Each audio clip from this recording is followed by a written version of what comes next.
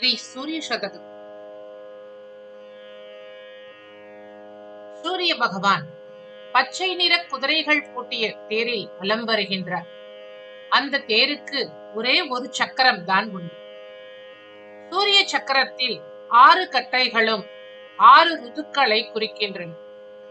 சக்கரத்தின் மேல்பாகமும் கீழ்பாகமும் உத்தராயணம் தட்சிணாயனத்தை குறிக்கின்றது.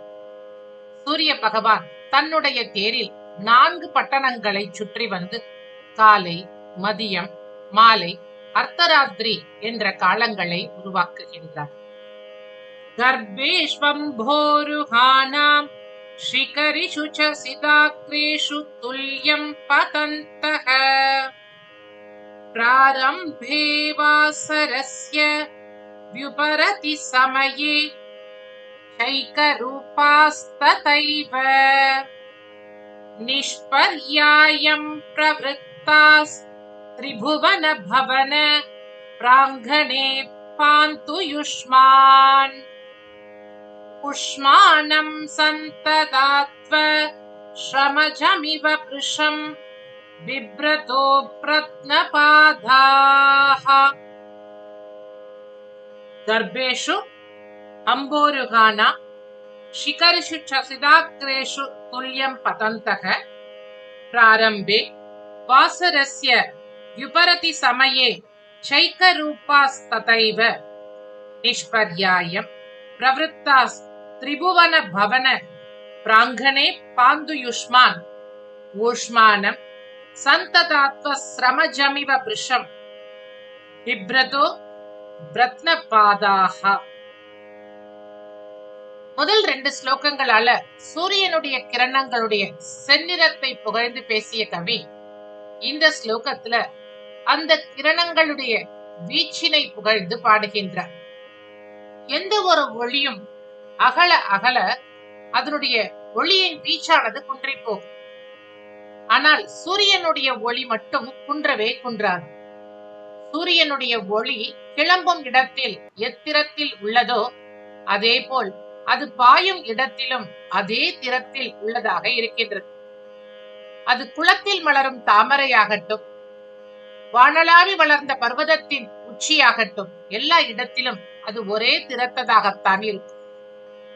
சில ஒளிகள் ஒளிர துவங்கும் பொழுதும் அணையும் பொழுதும் ஒளி குறைவாக பிரகாசிக்கும். ஆனால் சூரியனின் ஒளி அஸ்தமிக்கும் போதும் உதயத்தின் போதும் நடுப்பகலின் போதும் ஒரே திறத்தவையாக இருக்கின்றன. உதயத்தின் போதும் அஸ்தமனத்தின் போதும் சிவப்பாக இருப்பதும் உச்சி காலத்தில் வெண்மையாக இருப்பதும் நிறத்தில் மட்டுமே வித்தியாசமாகும். உலக வழக்கின்படி சூரியன் உதிப்பதும் மறைவதும் இருந்தாலும் உண்மையில் சூரியன் மறைவதும் இல்லை, உதிப்பதும் இல்லை. சூரியனுடைய கதிர்கள் குத்திட்டு நிற்பதற்கு கவி வேடிக்கையாக ஒரு காரணம் சொல்கின்றார். ஒருவன் நீண்ட தூரம் நடந்து களைத்து விட்டார், அவன் தன் கால்களை பரப்பி இளைப்பாறுவது போல சூரியனும் சஞ்சாரம் செய்து கொண்டே இருப்பதனால் தன் கதிர்களாகிய கால்களை குத்திட்டு வைத்து இளைப்பாறுகிறான் போலும் என்று வேடிக்கையாக கூறுகின்றார்.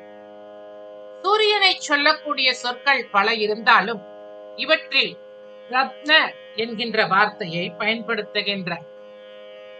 ரத்ன என்றால் எல்லை கட்டுபவன் என்று பொருள். ஆண்டவனுடைய பிரபஞ்சத்தின் எல்லை இதுதான் என்று அனைவருக்கும் காட்டுவது போல தனது வெளிச்ச கிரணங்களால் பிரபஞ்சத்தை பிரகாசப்படுத்துகின்றான்.